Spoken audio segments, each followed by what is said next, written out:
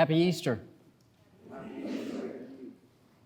Words more joyous have never been uttered.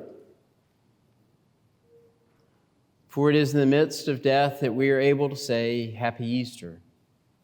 In a hurting world, with hurting hearts, challenges around us, uncertainty abounding, and yet we claim and we know the risen Christ is alive forevermore. The women on Easter morning went to the tomb expecting what was normal to expect, Jesus' dead body, to anoint it as a rite of respect, protection, preservation. And yet they get there and the stone has been rolled away and the tomb is empty. I always love that encounter, Jesus and Mary. Tell us where you've placed him, and we will go.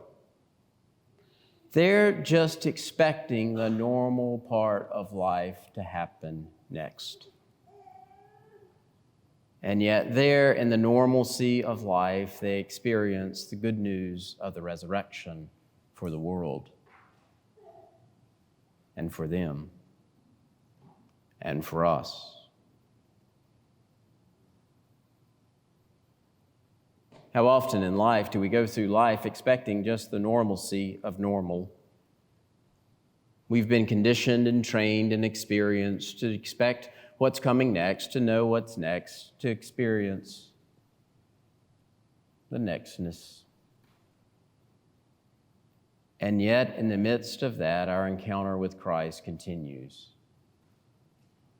Our soul is deepened, our faith is strengthened, partly because of what we've experienced and gotten through so far in life, and partly laying and believing in this Easter faith, this Easter promise of life even in the midst of death. Plenty of hurt and struggle in the world, wars, economic uncertainty, exclusion, racism, bigotry, hatefulness, hard-heartedness. Oh, there's a whole litany of those. This is Easter, preacher. Let's get to the good stuff. But that's the normal world most of us live in. And yet, this Easter faith strengthens and speaks to us once again. I love that we adorn the altar with all these beautiful flowers. It needs to be twice as big, 3 times more, just to begin to capture a small glimpse of the glimmer of the power of the resurrection in our world.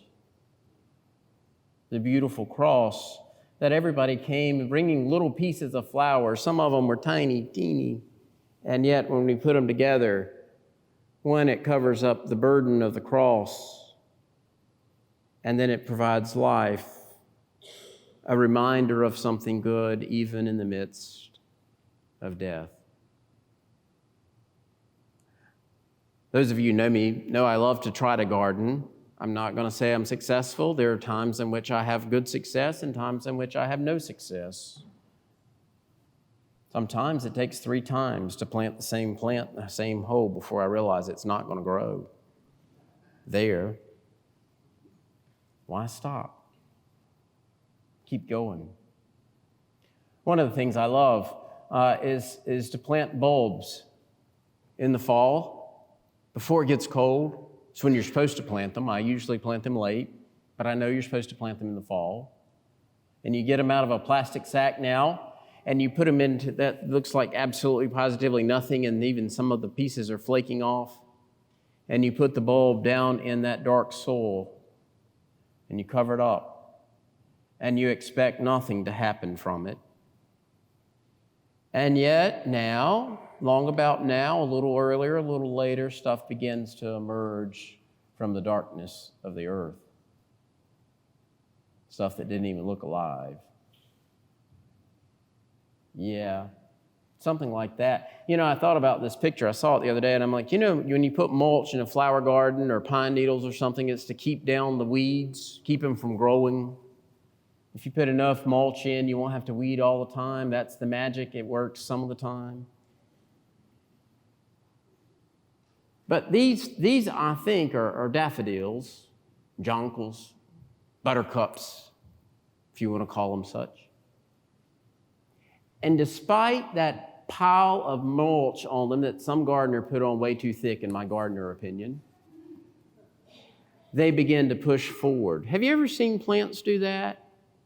The landscaper puts out the pine needles over the daylilies, and it's so thick that the daylily has to push up through there, sort of breaking through so you can kind of help them out just a little bit. It's the same thing. We put the mulch down expecting the weeds to stay away. And yet the power of life and the flower to bloom emerges despite even our best attempts to keep it down. Oh, you want to talk about the power of God in the world? There it is. The world tried to keep Jesus' teachings, Jesus' love, his miracles from being shown and known by putting him to death in the most violent manner that they had at the time, the Roman cross, to snuff it down, to make it go quiet, to hush the rebels. And yet, in 3 days, Jesus arose, alive forevermore for the disciples and for us and for the world around us. I'm glad you're here for Easter. You know why you're here. I'm just here to remind you that the world needs a few more Easter people in a hurting world. For us to look out and to realize that the power of Christ to transform the world, to change ourselves, to change the world around us, to change the church about us, is within us. Not because of our own capabilities or strength, but because of God's grace and love and mercy living in and through our lives. So Easter people, go forth into the world, knowing that it is the risen Christ that goes with us and stays with us forever and ever. Amen. All glory, honor, and power be to the one who was, who is, and who is to come. Amen.